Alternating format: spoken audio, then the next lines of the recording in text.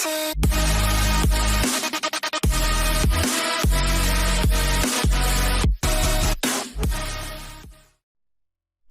আসসালামু আলাইকুম সম্মানিত শিক্ষার্থী বন্ধুরা, আশা করি তোমরা সবাই ভালো আছো।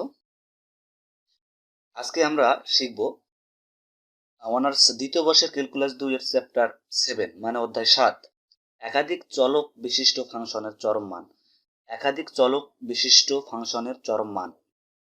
এখানে উদাহরণ 1 নাম্বারটা আমি দেখছি, উদাহরণ 1 নাম্বারটা বরাবর 2019 সালেও আসছে, 20 সালেও আসছে। তো আজকে আমি সেই অঙ্কটা নিয়েই সমাধান করব। প্রথম এই অঙ্কটি 1 নম্বর উদাহরণ। তো এই অধ্যায় হচ্ছে একাধিক চলক বিশিষ্ট ফাংশনের চরম মান। এখানে একাধিক ফাংশনের চরম মানের তিনটা শর্ত আছে। এই তিনটা শর্ত আমাদেরকে আগে জেনে নিতে হবে এবং জেনে নিতে হবে সে সঙ্গে মাথায় রাখতে হবে। এই তিনটা শর্ত কি, চলুন আগে আমরা সেটা দেখে আসি।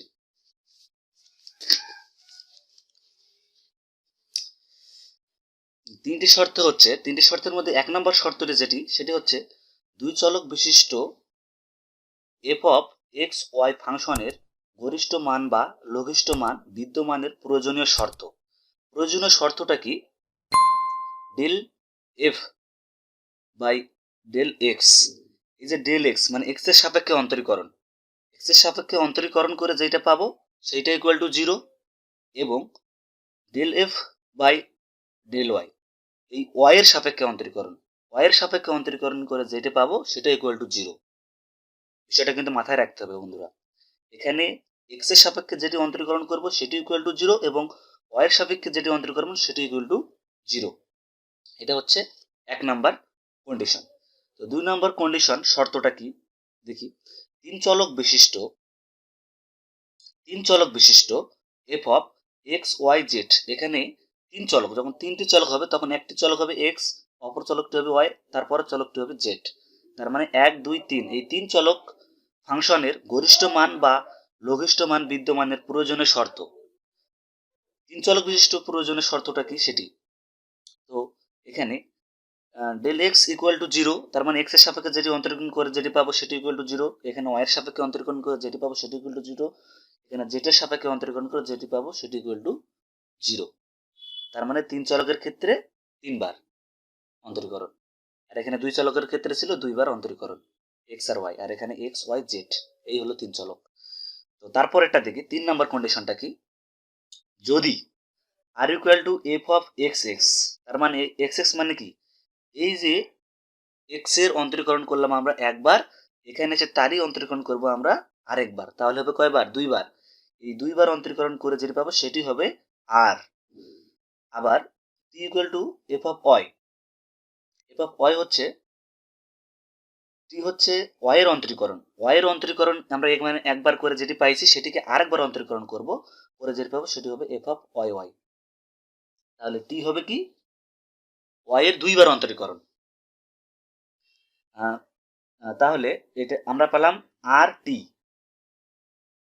এবং S equal to F of x Y. তাহলে এক্স ওয়াই, এখানে এক্স ওয়াই যেখানে আছে সেখানের অন্তরীকরণ করে আমরা যেটি পাবো সেটি হবে এস। তাহলে আমরা আর টি এস কি বুঝে নিছি। এখন দেখি, যদি r equal to F of x x, t equal to F of y y, s equal to F of x y হয়, তবে এফ অফ এক্স ওয়াই ফাংশনের এ বি বিন্দুতে গরিষ্ঠ মান বিদ্যমান থাকার শর্ত। এখানে এ বি এটা হচ্ছে কন্ডিশনটা দেওয়াই থাকবে, এগুলো হচ্ছে বিন্দু। তো তাহলে গরিষ্ঠ মান বিদ্যমান থাকার শর্ত হচ্ছে r less than 0, t less than 0, r minus s square greater than 0। তার মানে এখানে আর লেস দেন 0 হবে, টি লেস দেন 0 হবে, r minus s square greater than 0 হবে। তার মানে থেকে মানে 0 থেকে আর ছোট হবে, আর এর মানটা ছোট হবে, 0 থেকে টির মানটা ছোট হবে, আর আর মাইনাস এস স্কোয়ার করার পর যে মানটা পাবো সেটি 0 থেকে বড় হবে। তাহলে কি হবে? গরিষ্ঠ মান বিদ্যমান থাকার শর্তটা পূরণ হবে। এবং লঘিষ্ঠ মান বিদ্যমান থাকার শর্ত কি? লঘিষ্ঠ মান বিদ্যমান থাকার শর্ত হচ্ছে r greater than 0, t greater than 0, r t minus s square 0, sorry এখানে টি হবে, greater than r t minus s square greater than 0। তার মানে এখানে সবগুলোই 0-র থেকে বড় হবে। তাহলে কি হবে? তাহলে গরিষ্ঠ মান বিদ্যমান থাকার শর্ত পূরণ হবে। তাহলে এখানে আমরা 3টি কন্ডিশন পেলাম। 1 হচ্ছে 2 চলক বিশিষ্ট, 2 হচ্ছে 3 চলক বিশিষ্ট, আর 4 হচ্ছে যে আর টি এস এর মানের হচ্ছে গরিষ্ঠ মান ও লঘিষ্ঠ মান বিদ্যমান থাকার শর্ত। ক্লিয়ার? এখন আমরা অঙ্কে আসতে পারি। সমাধান। তাহলে এখানে বলছে কি ইউ ইকুয়াল টু, তাহলে আমরা যদি ইউ ইকুয়াল টু বলছে তাহলে ফাংশনটি কি দেওয়া আছে লিখতে পারি, দেওয়া আছে, এটি দেওয়া আছে। তাহলে এখানে প্রথম শর্ত কি ছিল, যে আমরা ডেল এক্স বের করবো। ডেল এক্স মানে এই ফাংশনটির অন্তরীকরণ করব একবার। তাহলে ইউ এর যদি অন্তরীকরণ করি তাহলে আমরা পাই কি del U by del X. তাহলে এক্স যেখানে যেখানে আছে, এক্স এখানে আছে, এখানে আছে, এখানে আছে, এইটার অন্তরীকরণ করতে হবে, বাকিগুলো অন্তরীকরণ করতে হবে কনস্ট্যান্ট 0। তাহলে এক্স এর পাওয়ারটাকে যদি আমরা সামনে আনি তাহলে 2x, এখানে 1 থাকে না, তাহলে 2x মাইনাস 3, এখানে x এর মান 1, তাহলে কি থাকে y, তাহলে 3y প্লাস 13x, x আছে, তাহলে x এর মান কি 1, তাহলে 1 করলে 1, 13কে 13ই পাই আমরা, তাহলে এটা হয়ে গেল। তাহলে এবার আসি আমরা y, ডেল y। তাহলে আমরা জানি যে ইউ এর সাপেক্ষে অন্তরীকরণ করলে ডেল ইউ বাই হচ্ছে ডেল ওয়াই, এর অন্তরীকরণ করলে ওয়াই যেখানে যেখানে আছে, এখানে ওয়াই আছে, এখানে ওয়াই আছে, এখানে ওয়াই আছে, তাহলে যেখানে ওয়াই নাই সেগুলো সব 0, তাহলে 0 লেখার প্রয়োজন নাই। তাহলে আমরা পাচ্ছি কি এখানে ওয়াই, ওয়াই যেহেতু আমরা ওয়াইয়ের অন্তরীকরণ করতেছি, তাহলে এখানে 3x, ওয়াই এর মান হচ্ছে 1, তাহলে 1 দিলে তো 1 দিয়ে গুণ করলে 3xই হয়, ওই জন্য 3x দিলাম। তারপর আসতেছে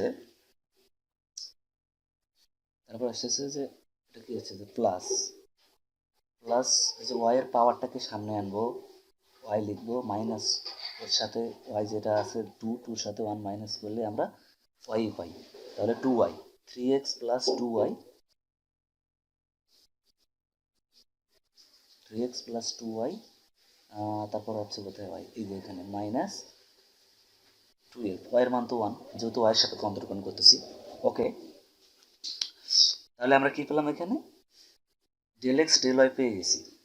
তো এখন আমাদেরকে নির্ণয় করতে হবে কি আর মানে কি, আর মানে আমরা জানি যে এফ অফ এক্স এক্সটা কি, এফ অফ এক্সটা হচ্ছে যে এই যে ডেল এক্স এর 2বার অন্তরীকরণ, তাহলে এটাকে আরেকবার অন্তরীকরণ করলে আমরা মানটা পাচ্ছি, তাহলে আরেকবার অন্তরীকরণ করলে পাচ্ছি আমরা 2 এক্স এর মান 1, তাহলে 1 লেখা দরকার, 2 কে 2 হচ্ছে, তারপর আমরা মান নির্ণয় করবো হচ্ছে টি হচ্ছে ওয়াই এর 2বার অন্তরীকরণ, তাহলে যে ওয়াই এর একবার অন্তরীকরণ করা আছে, আরেকবার অন্তরীকরণ করলে আমরা কোনটি পাবো, এখানে হচ্ছে এখানেও পাবো আমরা 2, তাহলে এখানেও আমরা পাচ্ছি 2। তাহলে এবার আমরা নির্ণয় করব এস, তাহলে এস নির্ণয় করার জন্য কি করতে হবে, আমাদেরকে জানি যে এস মানে হচ্ছে এফ অফ এক্স ওয়াই, তাহলে এক্স ওয়াই যেখানে আছে সেটার অন্তরীকরণ, এক্স ওয়াই কোথায় আছে, এই যে এখানে এক্স ওয়াই আছে, তাছাড়া আর কোথাও এক্স ওয়াই নাই, তাহলে এক্স ওয়াই যদি অন্তরীকরণ করি তাহলে ইকুয়াল টু আমরা কি হচ্ছে -3, কারণ হচ্ছে ওয়াই এর মানও 1, এক্স এর মানও 1, তাহলে 1 দিয়ে যদি আমরা 3কে গুণ করি তাহলে 3কে 3ই পাচ্ছি, তাহলে -3 হয়ে গেল। তাহলে আমরা আর টি এস, আচ্ছা এখানে একটু কন্ডিশনটা দিয়ে দিই, যেটা শর্ত হতে বলছিল, 2 হচ্ছে 0 থেকে বড়, এই 2টা হচ্ছে 0 থেকে বড়, আর -3 হচ্ছে 0 থেকে ছোট। তাহলে এখন শর্ত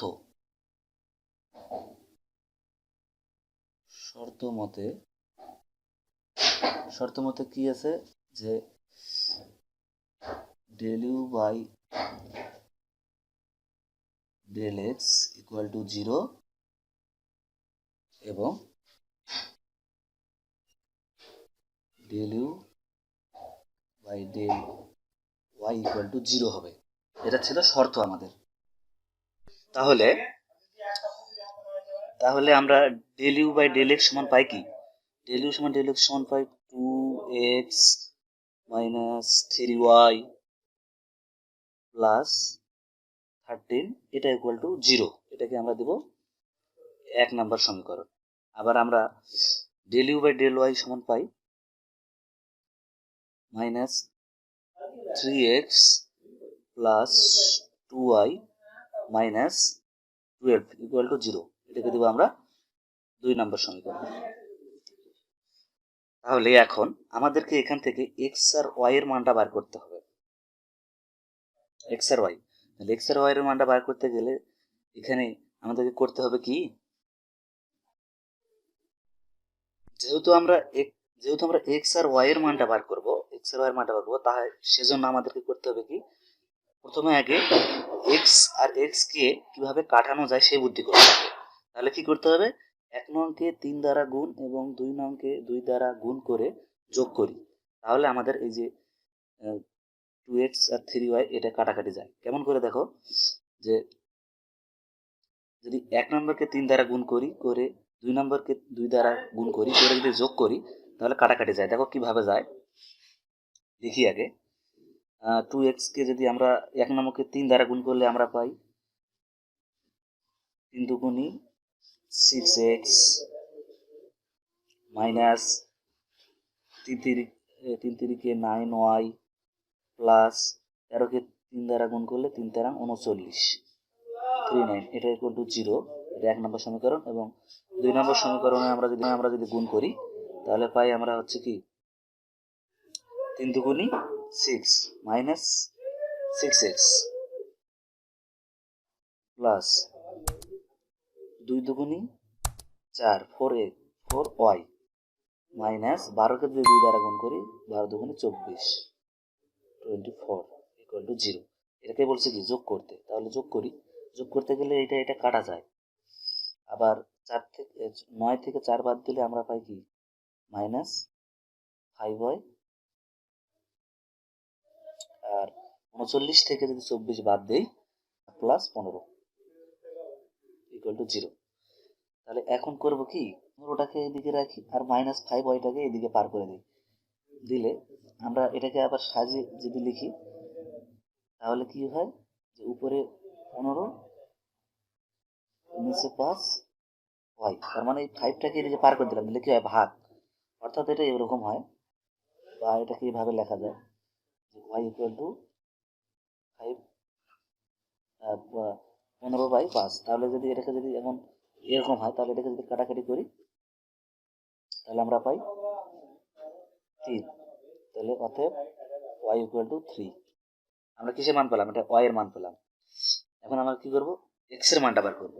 তাহলে x এর মানটা বার করার জন্য কি করতে হবে, অবশ্যই যে কোনো একটা সমীকরণে, এই দুইটার মধ্যে যে কোনো একটা সমীকরণে y এর মানটা বসিয়ে দিতে হবে। তাহলে আমরা 1 নম্বর সমীকরণে লিখি 1 নং এ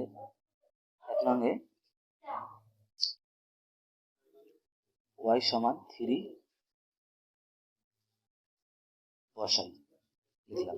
তাহলে বসাই এখানে যদি এখন আমরা 1 নম্বর সমীকরণটা লিখি, 1 নম্বর সমীকরণটা কি ছিল এখানে, যে 2x minus 3y plus 13 equal to 0 ছিল, তাই না?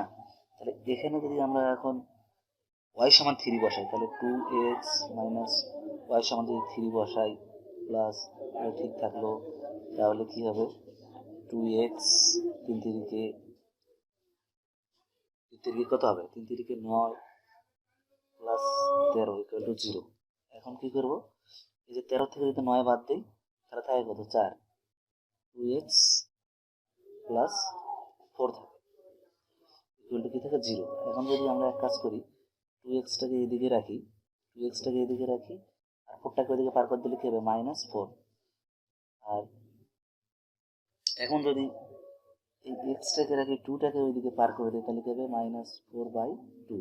তাহলে কাটাকাটি গেলে কি হয় 2, তাহলে ইকুয়াল টু কি থাকে -2। তাহলে আমরা y এর মান পেলাম কি, y এর মান পেলাম 3 আর x এর মান পেলাম -2। y এর মান পেলাম 3 আর x এর মান পেলাম -2। তাহলে x আর y এর মান পেয়ে গেলাম। এখন ফাংশনের সন্ধিবিন্দু কি পাই? ফাংশনের সন্ধিবিন্দু পাই, অতএব লিখি ফাংশনের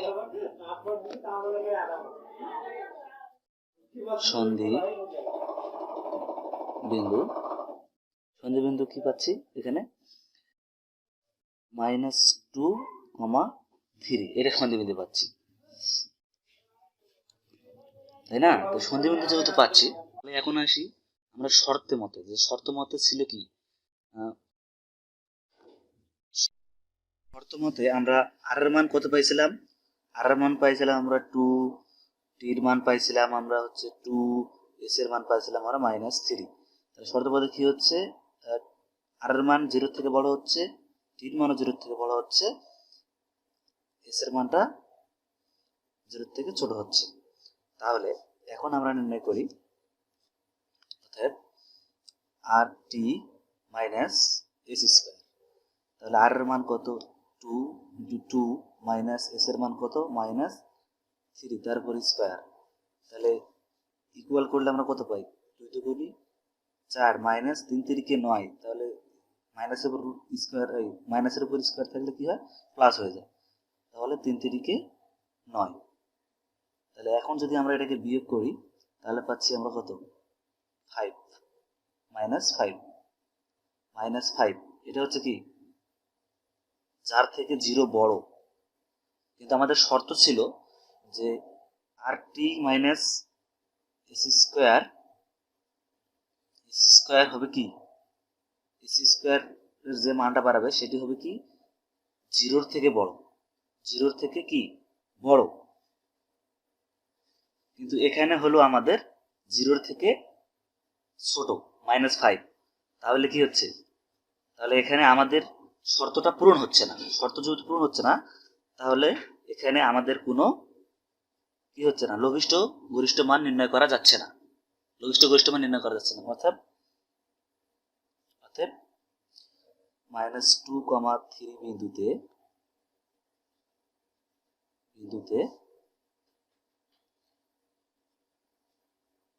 লঘিষ্ঠ